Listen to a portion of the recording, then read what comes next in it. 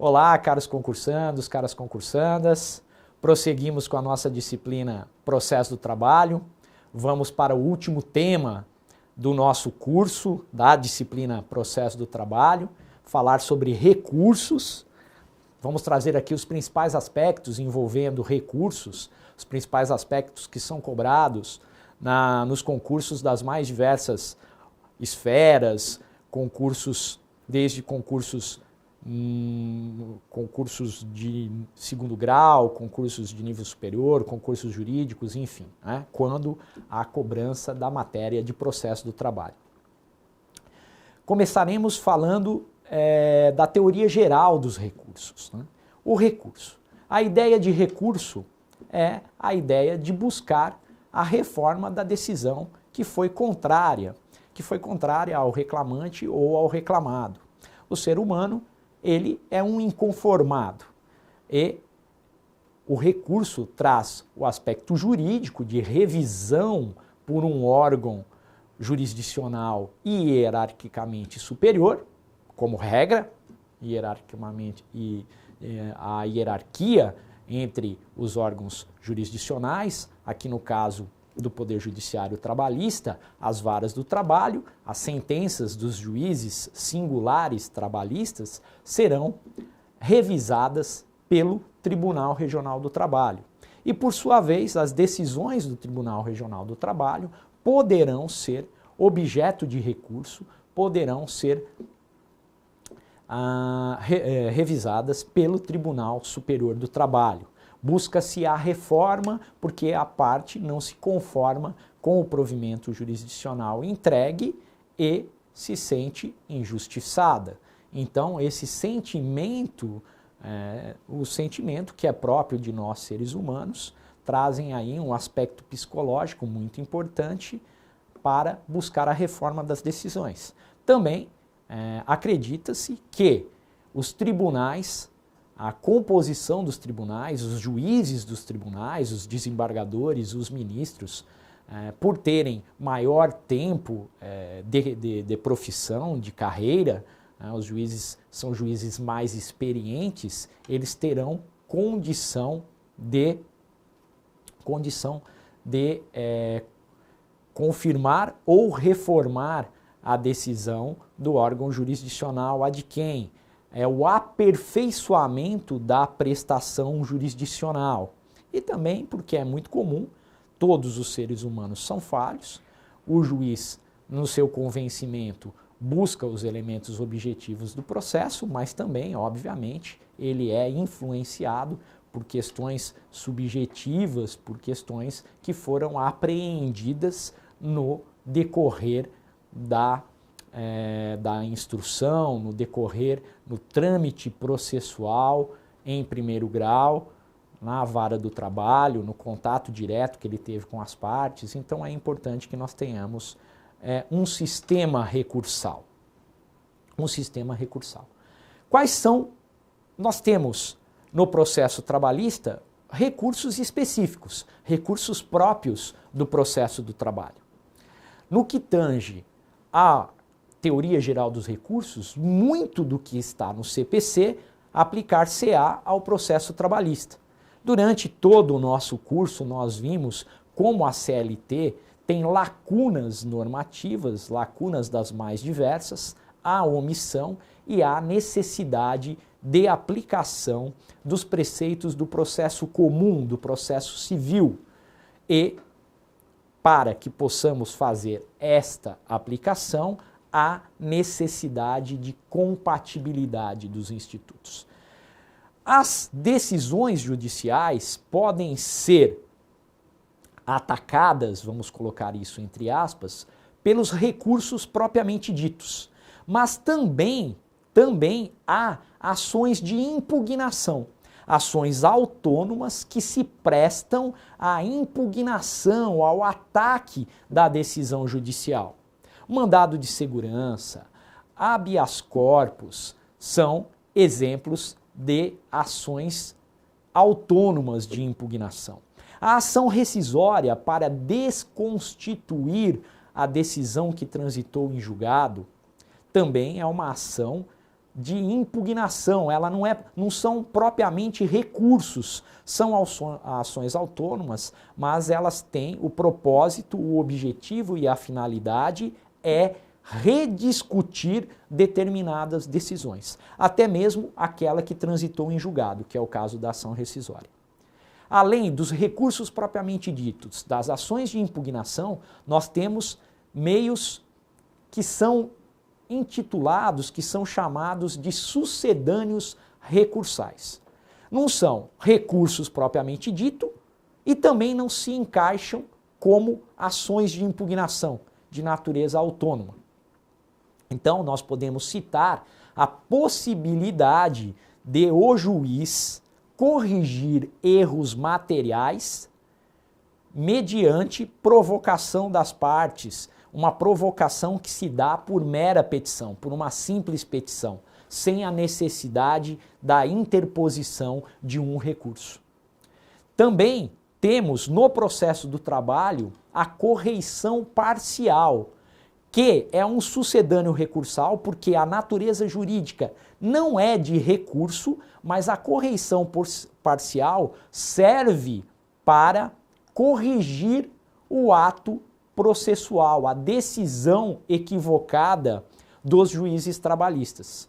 A correição parcial tem uma natureza administrativa, mas na verdade ela tem uma previsão nos regimentos internos dos tribunais regionais do trabalho, no regimento interno do Tribunal Superior do Trabalho, e a correição, como o próprio nome diz, ela é direcionada, né, a correição parcial é direcionada ao corregedor.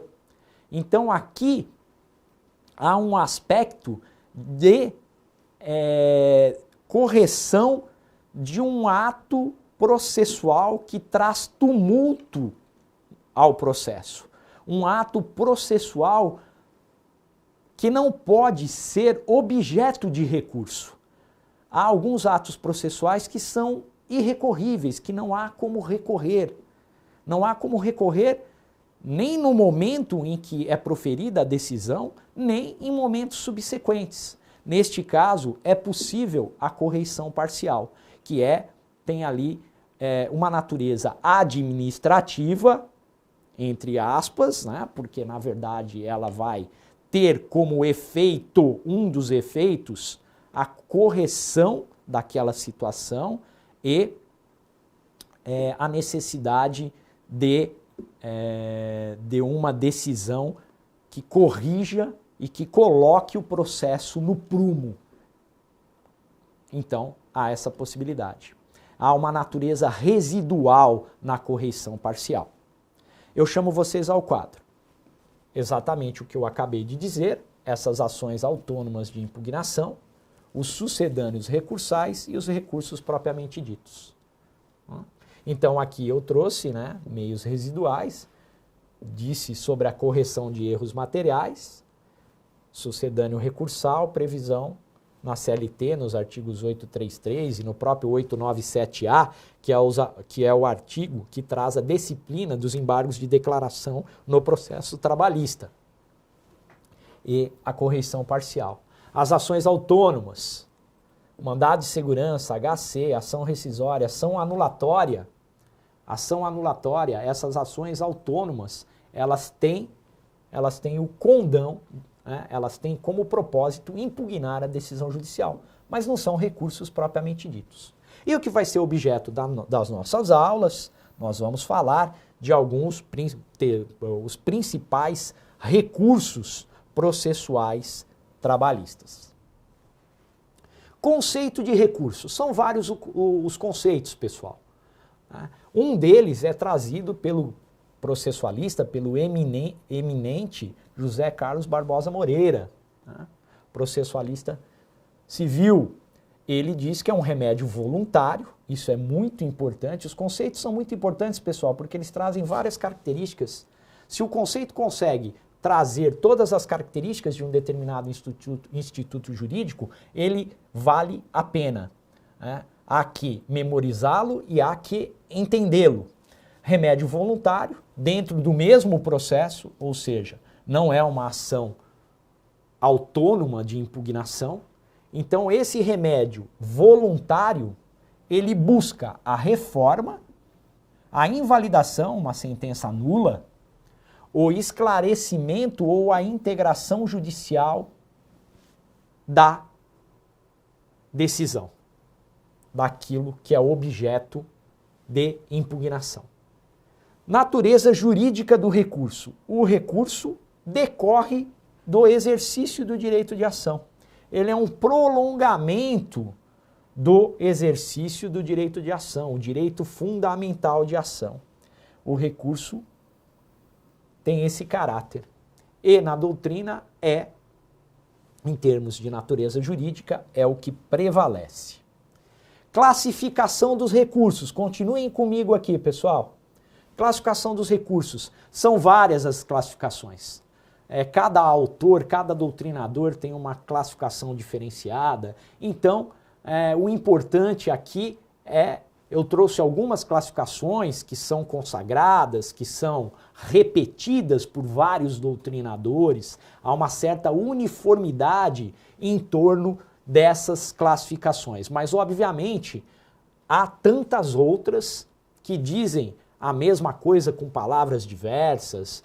É importante porque muitas vezes em concursos, principalmente em questões discursivas ou em exames orais, alguns examinadores perguntam sobre a classificação dos recursos.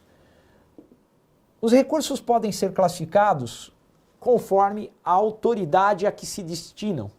Então veja, o recurso, normalmente a maioria dos recursos são próprios, ou seja, eu busco a reforma, a invalidação, o esclarecimento, ou melhor, eu busco a reforma e a invalidação da decisão, direcionando o meu recurso para um órgão de jurisdição superior. É o caso do recurso ordinário no processo do trabalho, cabível das decisões dos juízes do trabalho, das decisões proferidas pelos juízes das varas do trabalho. O recurso ordinário, no caso da sentença proferida pelo juiz do trabalho de primeira instância ou de primeiro grau de jurisdição, será direcionado para o Tribunal Regional do Trabalho. O recurso ordinário também poderá ser direcionado para o Tribunal Superior do Trabalho naquelas decisões, acórdãos proferidos em ações originárias dos TRTs. Nós vamos ver isso com mais calma à frente. Recurso de revista, cabível do acórdão proferido pelo Tribunal Regional do Trabalho. Veja, houve uma sentença da vara do trabalho, houve um recurso ordinário, da decisão proferida no recurso ordinário, mostra-se possível a interposição do recurso de revista para o Tribunal Superior do Trabalho. Temos também o agravo de petição, que é o recurso cabível na fase de execução do processo trabalhista, ou nos processos que executam títulos executivos extrajudiciais no processo do trabalho. E temos os recursos impróprios. O recurso impróprio, você dirige o recurso para o próprio prolator da decisão. O exemplo mais claro, o exemplo mais evidente, o exemplo bastante usual são os embargos de declaração. O próprio juiz que proferiu a decisão poderá esclarecê-la, poderá retificá-la, poderá proferir uma decisão de natureza integrativa, e isso se dá por meio dos embargos de declaração. Quanto à matéria, o recurso pode ser ordinário, eu busco a revisão do julgamento.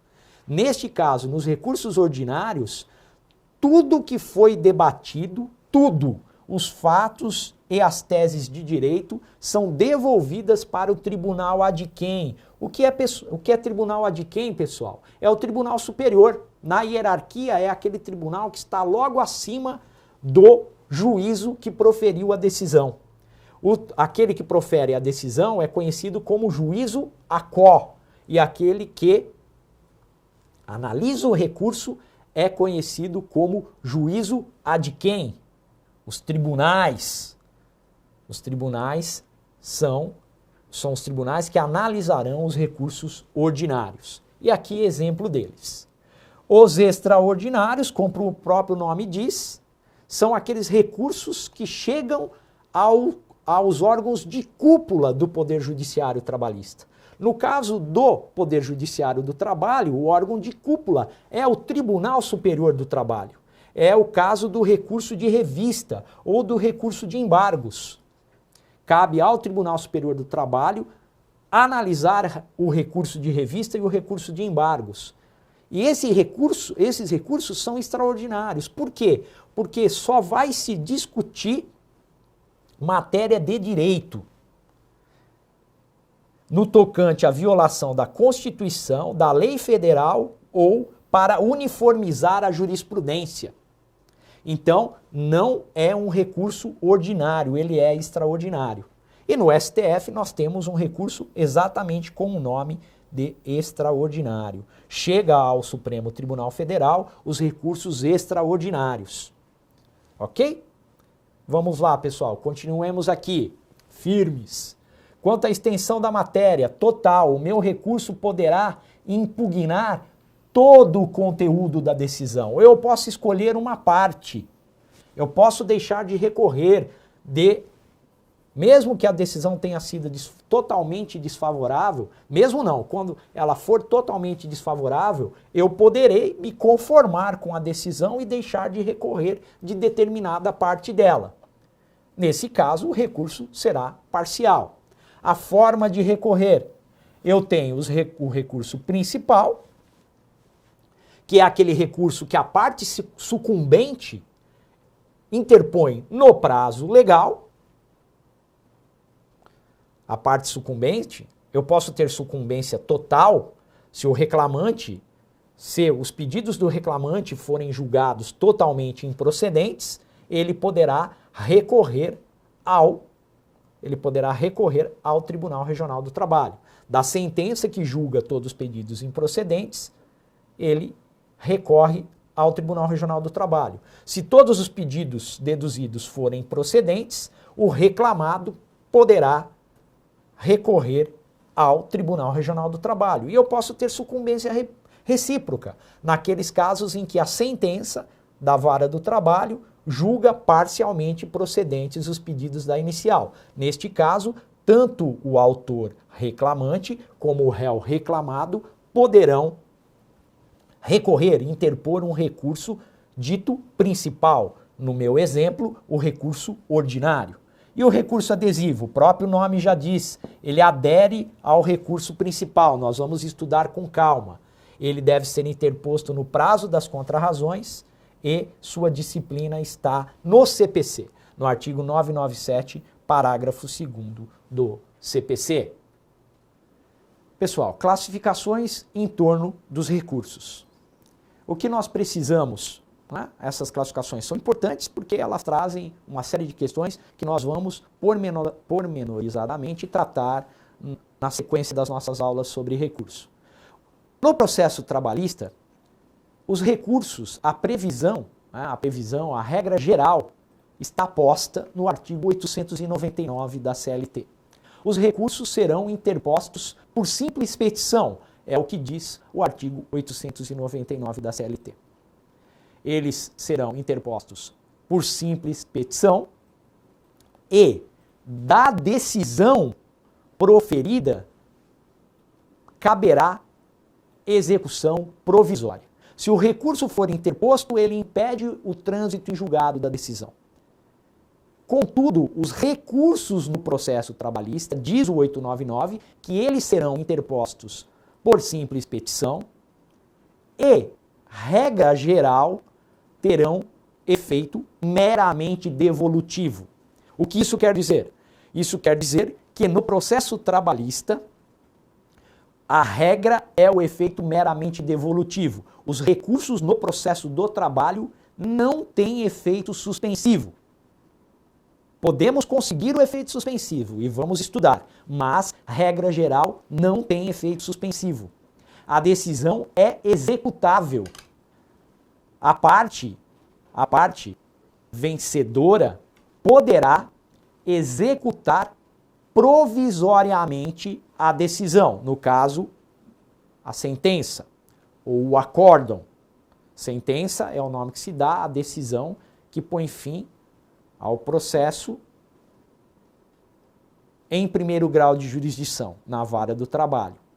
E as decisões dos tribunais regionais do trabalho e do Tribunal Superior do Trabalho, que são decisões que podem ser proferidas pelo relator monocraticamente ou pelas turmas ou por turmas, sessões, órgãos colegiados, tem o nome de acórdão. Isso é uma questão de nomenclatura. Essas decisões são recorríveis e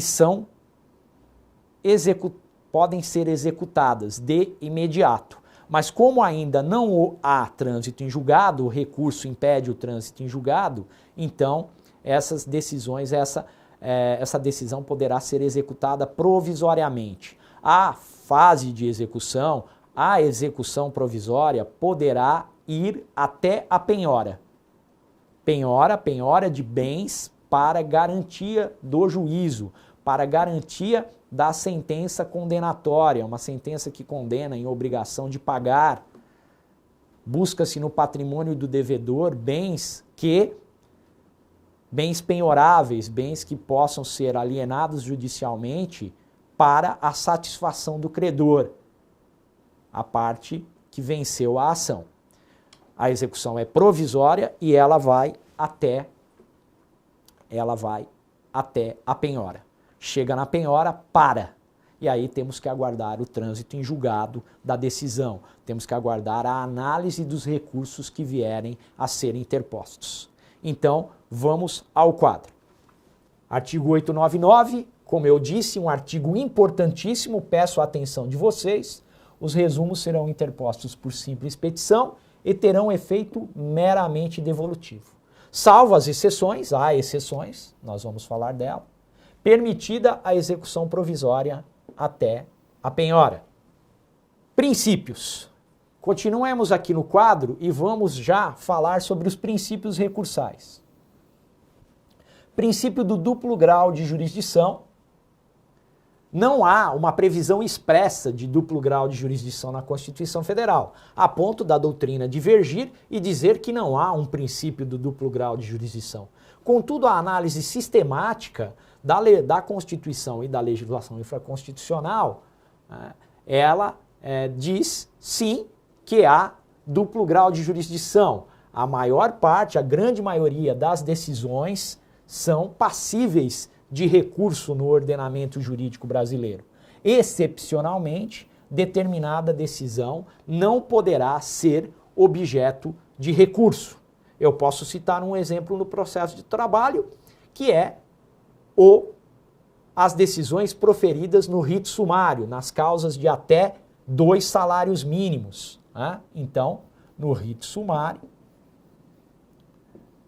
causas trabalhistas de até 2 salários mínimos, o que está previsto lá no artigo 2º da Lei 5584 de 1970, a decisão proferida pelo juiz trabalhista, pela vara do trabalho, será irrecorrível. Ou seja, a sentença proferida nas causas de rito sumário será irrecorrível, salvo a possibilidade para parte da doutrina de recurso extraordinário ao Supremo Tribunal Federal. A doutrina, em peso, diz dessa possibilidade, mas anotem aí, a jurisprudência atual do Tribunal Superior do Trabalho não permite recurso extraordinário ao STF. E quando cabe recurso extraordinário? Quando há uma violação direta, frontal, literal da Constituição da República. Ok, pessoal? Apenas para ficar aqui e falar para vocês do duplo grau de jurisdição. Princípio da singularidade, conhecido também como unirrecorribilidade ou unicidade recursal. Para cada decisão, para a sentença, para o acórdão, há um único recurso previsto no ordenamento. Excepcionalmente, eu poderei interpor dois recursos em relação a uma mesma decisão. Ok? E eu trouxe as exceções, citando o item 1 e o item 2 aqui como exceções. Começo pelo item 2, que é mais fácil. No caso do dissídio coletivo, ação originária do Tribunal Regional do Trabalho, também pode ser ação originária do Tribunal Superior do Trabalho, no mais das vezes vai ser do Tribunal Regional do Trabalho. Nesse caso, o dissídio coletivo, ele permite da sentença do dissídio coletivo, do acórdão do dissídio coletivo, da decisão final do dissídio coletivo, é possível recurso ordinário, RO, no processo trabalhista. Só que aí, a Lei 7.701 de 88, que traz ali a regulação do dissídio coletivo, vai permitir, no artigo 7º, parágrafo 2º, que haja um aditamento do recurso. E, no item 1, eu posso falar da sucumbência recíproca. Tanto o reclamante quanto o reclamado podem recorrer. Suponhamos que o reclamante interpõe recurso ordinário e o reclamado opõe embargos de declaração. Nos embargos de declaração do reclamado, o juiz altera a decisão.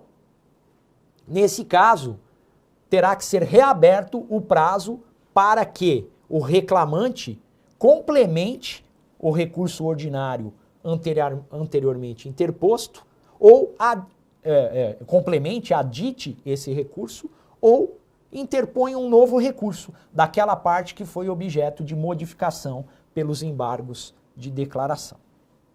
Vimos no quadro o princípio da unirrecorribilidade ou da singularidade. Para cada decisão, no caso do processo trabalhista, basicamente estamos falando da sentença e dos acórdãos, porque as decisões interlocutórias são irrecorríveis.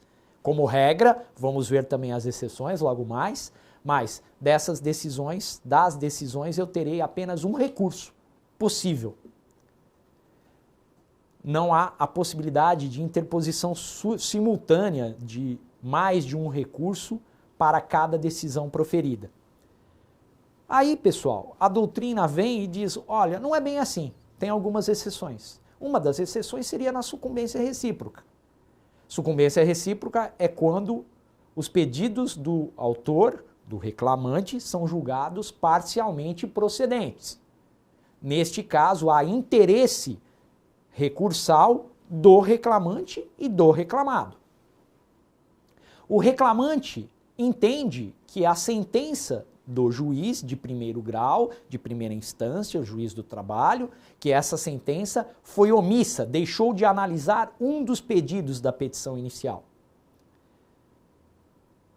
O reclamante deverá opor para suprir a omissão os embargos de declaração, que são uma espécie recursal, com uma característica muito peculiar. Os embargos de declaração são direcionados ao próprio juiz que proferiu a sentença. O reclamado, por sua vez, interpõe recurso ordinário, direcionado ao Tribunal Regional do Trabalho. É um recurso próprio. Os embargos de declaração são um recurso impróprio. O juiz, antes de analisar a admissibilidade do recurso ordinário do reclamado, deverá decidir os embargos de declaração do reclamante. Suponhamos que ele acolha os embargos de declaração do reclamante e reconheça que houve omissão. Ele profere uma nova decisão, uma decisão que vai consertar o erro, vai suprir a omissão. E acolhe os embargos e julga procedente o pedido que ele deixou de analisar. Veja, o recurso ordinário do reclamado não vai contemplar o pedido agora acolhido, porque simplesmente porque o reclamado, na decisão original, não existia a procedência daquele pedido. Neste caso, o juiz reabrirá o prazo recursal para o reclamado complementar, aditar o recurso ordinário anteriormente interposto. A doutrina diz que isso é uma exceção ao princípio da unirrecorribilidade. Permitiu-se a interposição de 2 recursos em face da sentença proferida. Muito discutível, pessoal, muito discutível, porque na verdade a decisão foi complementada. O recurso também será complementado. A decisão continua sendo uma só. E o recurso também continua sendo um só. Mas fica aí a observação e, por vezes, os concursos, embora seja muito perigoso tratar em provas objetivas, há essa discussão, é possível que perguntem sobre exceções ao princípio da unirrecorribilidade em provas discursivas ou em provas orais. E outra exceção, essa é mais tranquila, mas também é discutível, é uma exceção de ordem legal. No dissídio coletivo, o artigo 7º, parágrafo 2º da Lei número 7.701 de 88, permitirá que o recorrente adite o seu recurso. Então, para os recursos ordinários interpostos em relação à sentença proferida, caberá o aditamento do recurso ordinário. Artigo 7º, parágrafo 2º da Lei número 7.701 de 88. Termino a aula por aqui, vamos prosseguir na próxima aula, continuaremos a analisar os demais princípios recursais. Até lá!